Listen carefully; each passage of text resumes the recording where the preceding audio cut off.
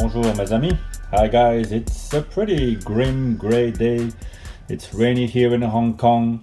So what better way to brighten my day than wearing my Omega Speedmaster Professional Moonwatch today. It's such a special watch, and I guess many of you consider it as your first luxury watch or to add it to your collection. And you can see many videos about this watch online, so I'm going to try to talk to you about how it is to own it, why I bought it, and try to answer some of the questions that you often hear about the watch.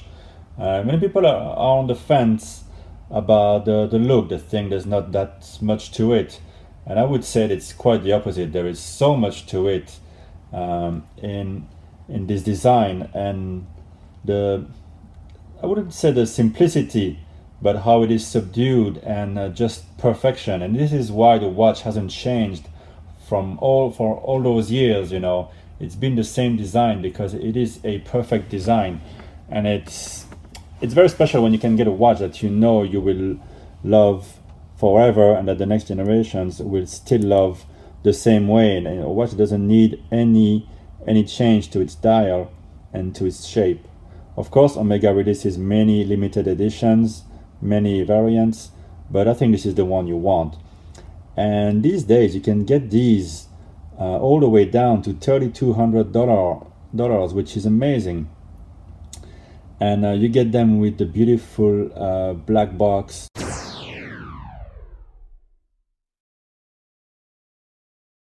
with a black NATO strap, with the astronaut strap, and a tool to change the straps.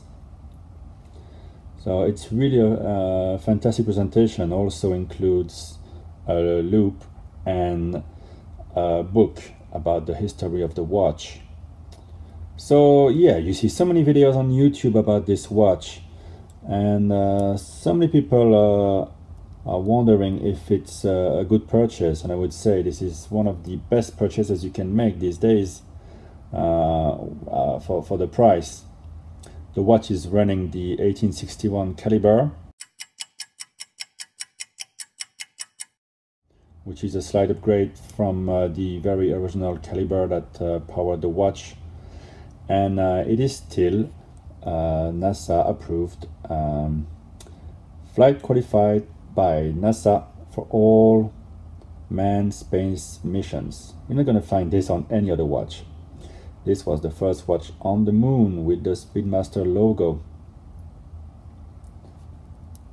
You can see here the Omega sign on the crown, and the pushers. The pushers are very solid. Now this watch is not very refined in the way it operates. It only has 48 hours of power reserve. It is a manual wind. Some people might be on the fence about this, but let me tell you, it's kind of a good thing because it reduces the size of the watch.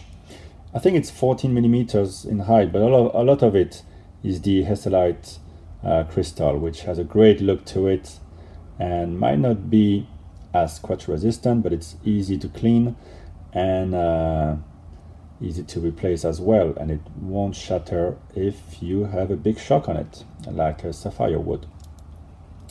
Winding is very easy. You can even do it with one finger like this.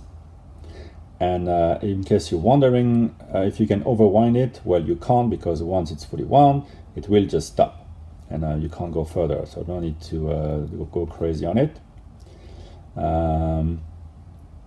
So yeah, 48 hours of power reserve is not much. It's 2 days, but at least you know exactly when the watch is gonna stop.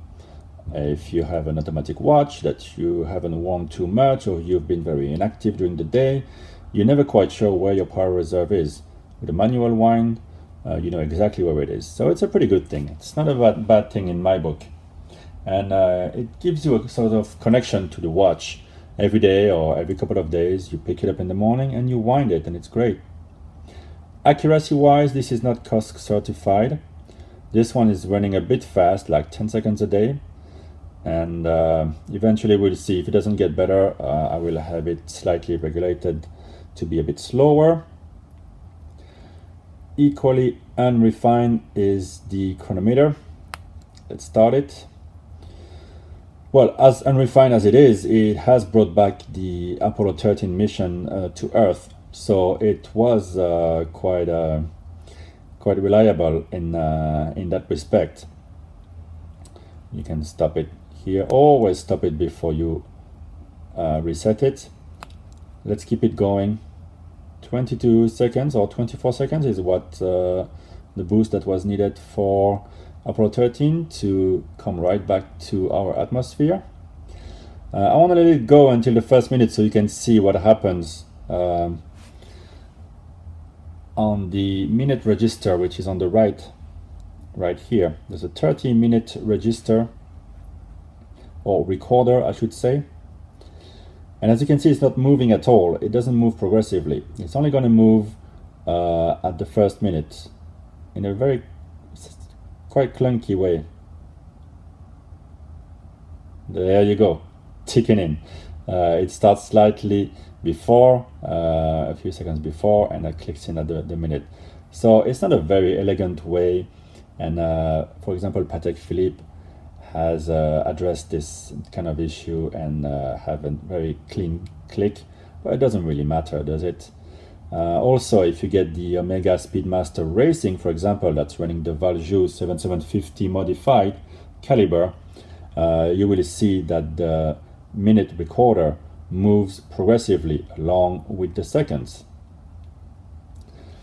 Well, it's the same for the hour, I assume. I've never really used the watch that long, so I can't really attest of how the hours work.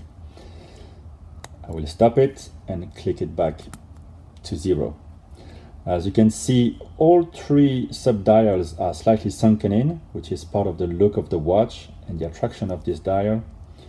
You have the subregister for the seconds here. The watch is running at 21,600 beats per hour, so again, it's not really a thoroughbred.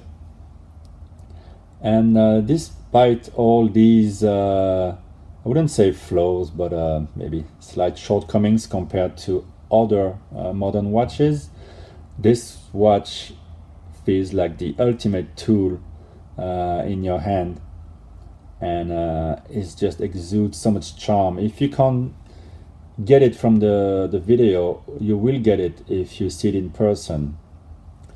Also, one thing that you might not realize is that the case is asymmetrical.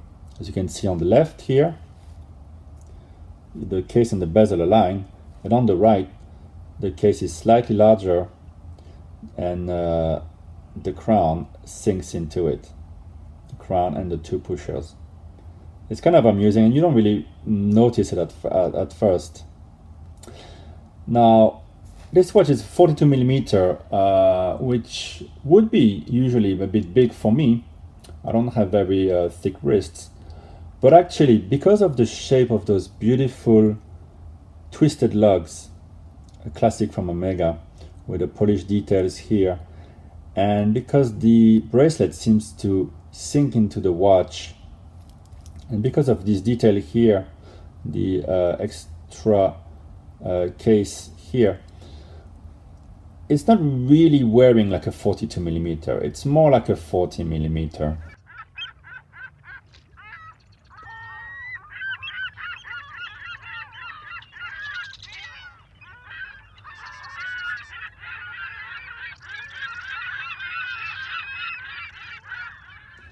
And all these profiles on the case make it wear smaller, so it's not a problem at all. If you have a 6 3/4 inch wrist, 17 centimeter like me, it wears fantastic, no problem at all.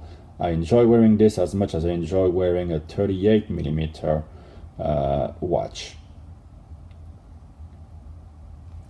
And the bracelet, of course, it's great quality, it's solid, with solid end links, there's screw links here.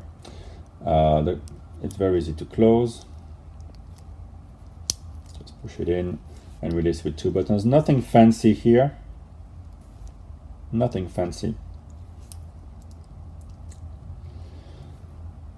So yeah, let me know in the comments if you have any questions, any thoughts about this watch. Should you spend the money? I think, you know, getting an Omega, a classic of all classics, something that can compete with the greatest names in the Swiss industry, the greatest models, for that price, it is quite unique. And if you go to the Omega store, it will cost you quite a bit more. It's going to be in the 5,000s probably. So I do encourage you to look on Chrono24, eBay. You can find gray market dealers and also dealers which will give you the full warranty. You get everything. I got everything with this watch for around $3,200. Which is, that's why I bought the watch. I think it's a watch that will keep its value, will always be a classic, and always stay in the range, even if Omega releases hundreds of different limited editions. I think a lot of people are getting tired of these. Some of them look great actually, the blue one, the Speedy Tuesday, but people spend silly money on those, you know. This watch, you know, shouldn't really cost $7,000-$10,000, you know. It's silly to go pay so much money. Well, unless you're a millionaire, I don't really care about it. But for people who, you know, enjoy watches from $500 to $5,000, this is a great value proposition. Now, is it comfortable? I have to say that every watch wears differently and the weight concentrates differently. This one feels quite heavy here. I think overall it's only 150 grams, but the concentration of the weight at this point kind of make it a bit painful to wear for a whole day. I caught myself removing it after 4 hours of running errands on a hot day here in Hong Kong. It certainly has quite some heft. It feels very soft, it feels very comfortable, but it's not well, it's not titanium, right? So it might be a bit uncomfortable for certain wrists. So this is my review of the Omega Moonwatch, a super classic, but every time you wear it, it feels like a new experience. And if you own this watch and a few other watches, you feel bad not wearing it at least one day every week. It's just, it makes you feel great. And you stare at this dial, and let me tell you, there's more to this dial than meets the eyes, and especially when you look at it in video. Also, the loom is excellent. It lasts all night, and it's a very elegant loom.